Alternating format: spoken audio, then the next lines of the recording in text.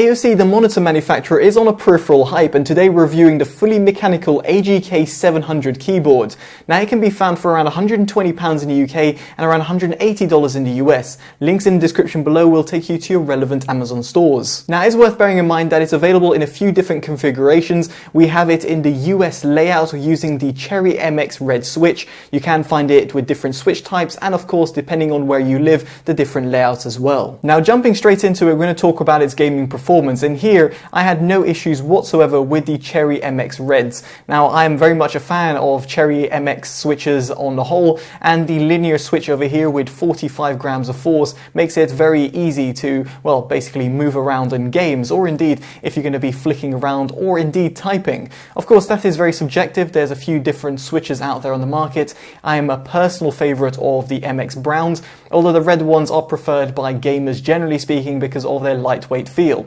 Now, there is an N key rollover because it's a USB keyboard and a fully mechanical one at that as well, and means that you can multiple press variety of different keys and you're not going to have any sort of problems when it comes to input. Now, this perfectly leads me onto the overall build quality of the keyboard, where the keyboard has a full aluminium frame and means that it's not going to convex or indeed concave when you're going to be, let's say, raging or indeed typing really hard, or indeed, of course, gaming pretty hard. I don't know, whichever it might be, but in this respect it feels really well made. Now, on that note, I should also point out the overall keycaps themselves. Now, they're made out of plastic, which is unsurprising, and they've got an etching on them, which means that light can shine through, and indeed it's a fully RGB keyboard and you can customize it to your heart's content. And here, what I will say is that the keycaps don't feel as well made as the likes of the Elite 2.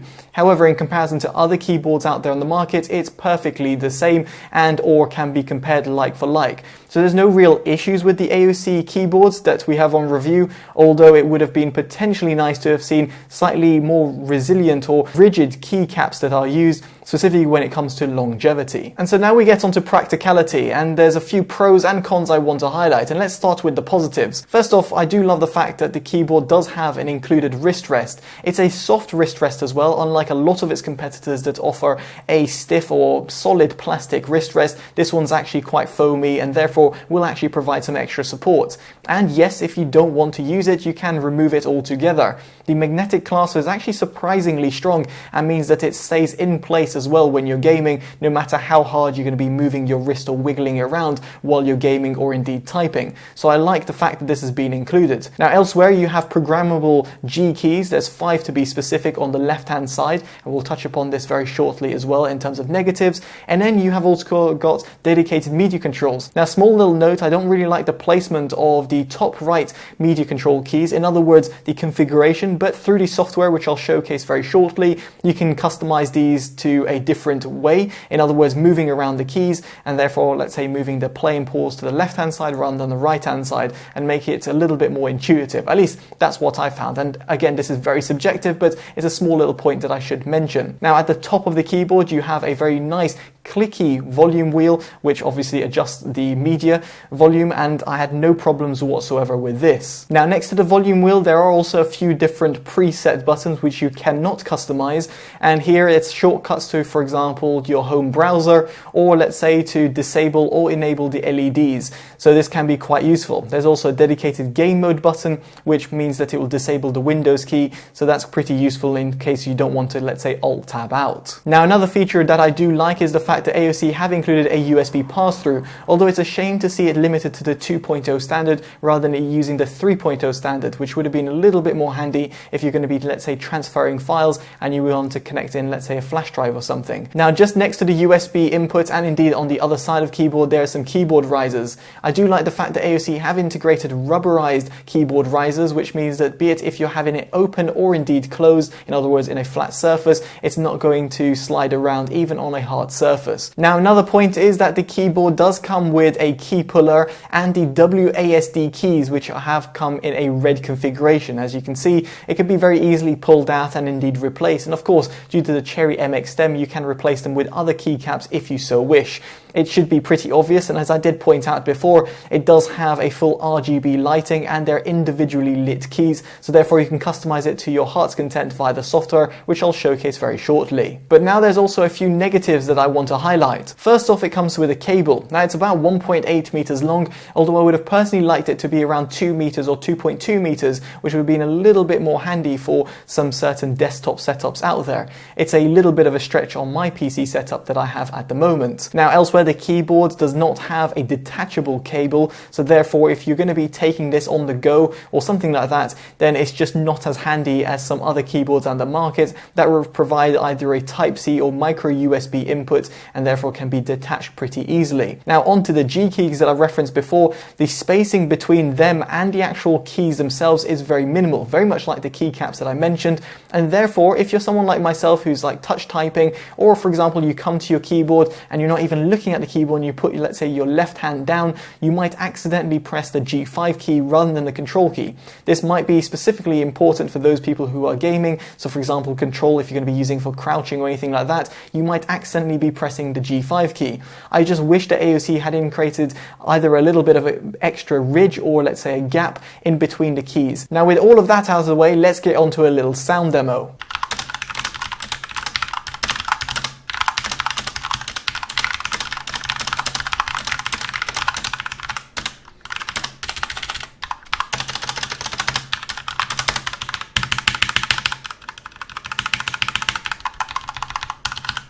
Now hopefully that was useful for you guys, but what I will say is that there's no sort of ping back or sort of springy nature that you would hear on some of the rival keyboards that are out there on the market. The ones that come from my memory are ones that are offered from, let's say, Logitech or SteelSeries, and that's not the case with this AOC keyboard. And now we get onto the software, and as you can see over here, you have got the game profile management, so you've got 5 different profiles to choose from. You can name them and of course export them and also import them, which is pretty useful.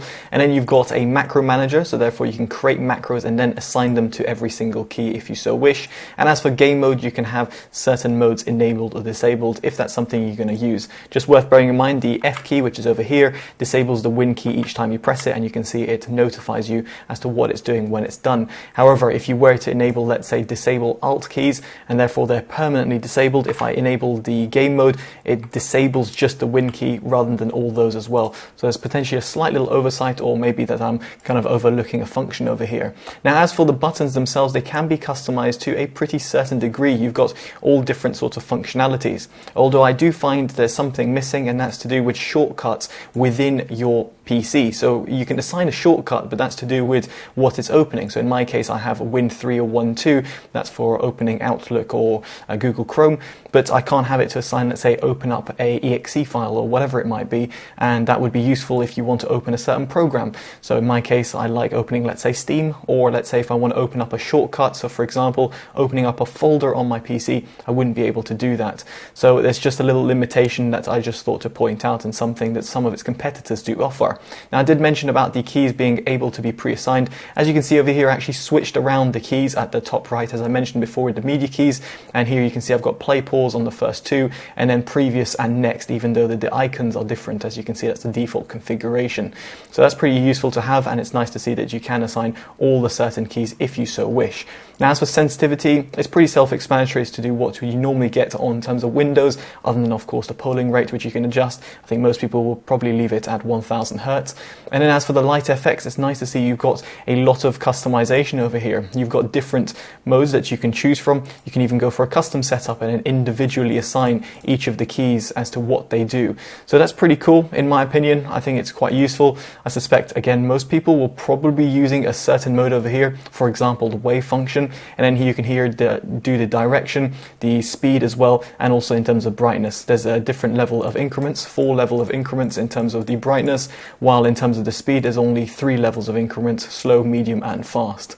Now moving past that, you've got Light FX Sync. This is for you to synchronize with other peripherals that you've got, and in this case it's just worth bearing in mind that because we have, let's say, the wave function on the keyboard, if we have the AOC mouse which does not have a wave function, then you'll be limited in terms of what you can have. So therefore it's just something worth bearing in mind. It can't fully synchronize it, but of course there's limitations as to the RGB light on your other peripherals. And so this brings me on to my verdict. Would I recommend the AOC keyboard? Well, frankly, on the whole, I think AOC have done a fantastic job. It's got a great overall build quality and design. It's got the dedicated G keys on the left-hand side. It's got a built-in wrist rest which comes included. It's got a key puller with extra keys as well, the WSD keys that is. It's got RGB lights, fantastic Cherry MX switches, and a software that's pretty comprehensive. Frankly, there's very little to dislike about it, other than, let's say, the price, or potentially the fact that the keys could have been a little bit more spaced out, and it includes the G keys, and the fact that the keycaps could have been slightly better build quality, in other words, in comparison to its HyperX rival. Now, frankly, I think it's a good alternative to the Elite Alloy 2, which I would thoroughly recommend to those people who want the perfect or the ultimate gaming keyboard, and as such I can definitely see myself recommending the AGK700, and it gets my Best Buy award. But of course, that's just my subjective opinion and thoughts about the keyboard. I appreciate your thoughts in the comment section below, and of course if you like this video, drop a like and subscribe and hit that bell notification, all of which will be greatly appreciated. Now, I've been Totally Dubbed, and I'll hopefully see you in the next one. Take care and goodbye.